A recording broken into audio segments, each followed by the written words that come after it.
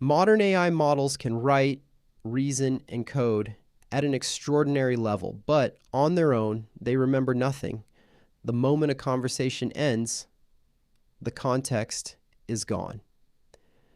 This is a blueprint for fixing that, architecting memory for modern AI. Over the next few minutes, we'll walk the full path that enterprise data takes before it ever reaches a language model. Raw documents are ingested, split into chunks, converted into embeddings, stored in a vector database, retrieved through semantic search, and finally handed to the model for generation. And this pipeline is fast. In current benchmarks, query latency sits under 15 milliseconds, throughput reaches over 100,000 operations per second, and recall at 10 exceeds 98%, all on compressed, storage-efficient indexes. That combination of speed and accuracy is what makes external memory practical at enterprise scale. So let's start with why the databases we already have were never going to get us here. For 50 years, the relational database has been the backbone of enterprise data: rows, columns, primary keys, rigid schemas, and it works beautifully as long as your data is neat. The problem is that most human data is not neat. Images, audio, video, freeform text, support tickets, contracts. Ask a relational system to find something that means the same thing as your query, and it cracks. It relies on discrete tokens and exact keyword matches. Search for the word car, and it will never return the word automobile, because to the table, those are simply two different strings. A vector database inverts the model. Instead of storing the literal content, it stores what the content means as a list of numbers. A 512-dimensional array, for example. Those arrays capture hidden patterns, semantic relationships, and high-dimensional features. Meaning becomes a coordinate, and once meaning has coordinates, you can search it. So how does a picture of a cat actually become a coordinate? Through an embedding model. An embedding model is a neural network trained to compress any input, text, and image and audio clip into a fixed length vector of floating point numbers. Think of it as a translator. It takes a human concept and rewrites it in the only language machines truly understand: mathematics. Here, a cat becomes one vector. A dog becomes another. Real production embeddings have hundreds or thousands of dimensions, but the principle is visible in just 3. And the placement is not random. The model has learned that cats and dogs are both domestic animals, so it positions them near each other. A car would land somewhere far away. This is the single most important idea in the entire architecture. The closer the coordinates, the closer the semantic meaning. Once concepts are points in space, similarity becomes geometry, and geometry is something computers do extremely well. There are 4 metrics you'll meet in practice. Cosine similarity measures the angle between two vectors, how aligned their directions are, ignoring length. It's the default for text search, because a short document and a long one on the same topic should still count as similar. Euclidean distance measures the straight line gap between 2 points in high-dimensional space, which matters when magnitude carries real information. The dot product evaluates direction and magnitude together, and it's often the fastest to compute on normalized data. And Jacquard similarity compares set overlap, which suits categorical or tag-based data. Look at the example on screen. The vectors for car and vehicle sit at a narrow angle to each other. A relational database sees 2 unrelated words. The vector engine sees a small number and returns them as a match. Underneath the surface, a vector database does 3 jobs, and it deliberately separates the slow work from the fast work.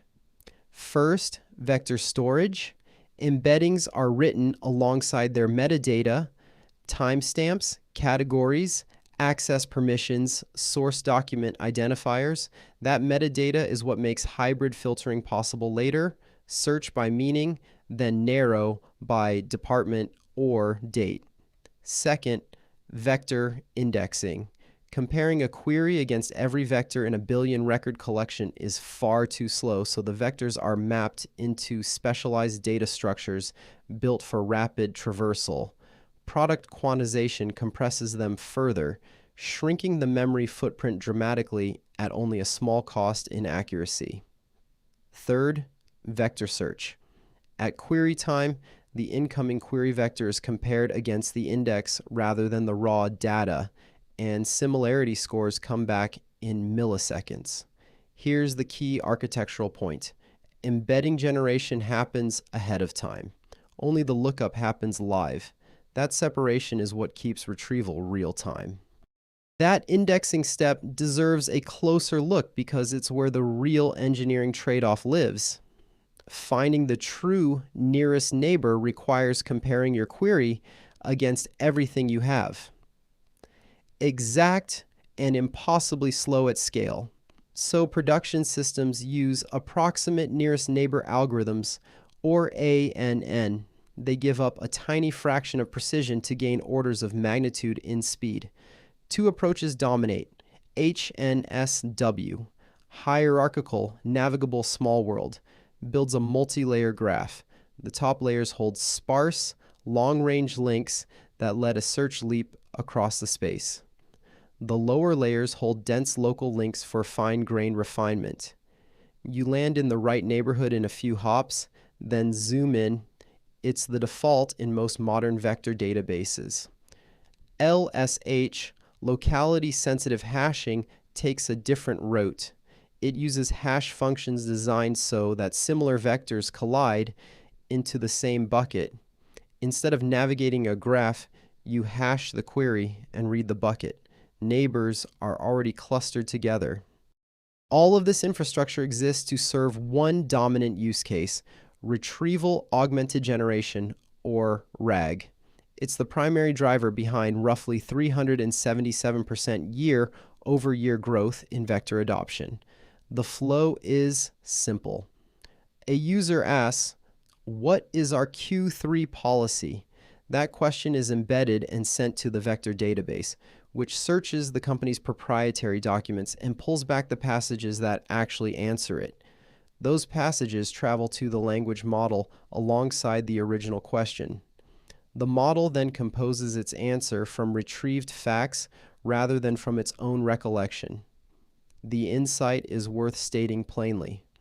By grounding models in trusted retrieved enterprise data before inference, vector databases provide the external long-term memory that language models inherently lack. The model stops guessing. The answer traces back to a real source document, grounded rather than invented. RAG gets most of the attention, but similarity search unlocks capabilities across the entire enterprise data ecosystem. In retail recommendation systems, user behavior is embedded as a vector and matched against product attribute vectors, producing hyper-personalized curation that goes well beyond customers also bought. In conversational AI, assistants use vector lookups to parse massive internal knowledge bases instantly, answering from your documentation instead of from their training data. In anomaly and fraud detection, normal behavior forms a dense cluster in vector space. Fraud appears as a point sitting far outside that cluster, and because distance is cheap to compute, outliers can be isolated in real time without anyone having written a rule for that specific attack. And in healthcare and genomics, similarity search runs over genetic sequences and patient profiles, helping tailor treatment to the cases that most closely resemble the one in front of the clinician. One primitive, four completely different industries. Deploying this successfully isn't only a technical decision. It's an organizational one because two very different groups have to agree. The builders are developers, data scientists, and AI and ML engineers. They care about shipping. They want clean, language-specific SDKs in Python or Node, first-class LangChain and Llama index integrations, fast prototyping, and high embedding quality. Their question is, how quickly can I get a working application? The operators are site reliability engineers, enterprise architects, and security and governance teams. They care about what happens at 3 in the morning under load. They want production scaling, consistently low latency lookups, interoperability with the existing lakehouse, strict data privacy, and serverless infrastructure they don't have to babysit.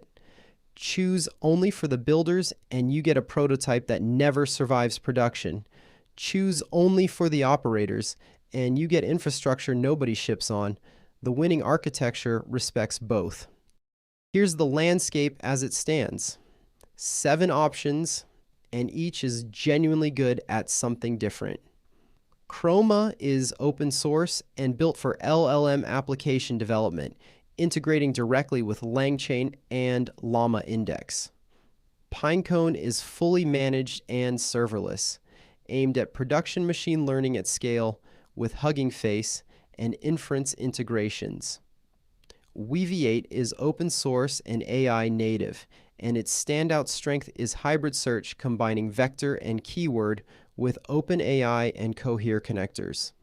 Faiss is a C++ library from Meta, built for high-speed research and clustering with Python, NumPy, and GPU support. Qdrant is cloud-native, written in Rust, and known for advanced payload filtering through an OpenAPI version 3 interface. Milvus is distributed and cloud-first, engineered for high performance across billions of vectors with TensorFlow and PyTorch integration. And pgvector is a PostgreSQL extension. Vector search inside the SQL stack you already run. There's no winner in this table. There's only fit. So let's turn that into an actual decision. Start from the use case, never from the tool. If you already have a relational stack and you want similarity search without standing up new infrastructure, use pgvector. It adds vectors to the Postgres you're already operating.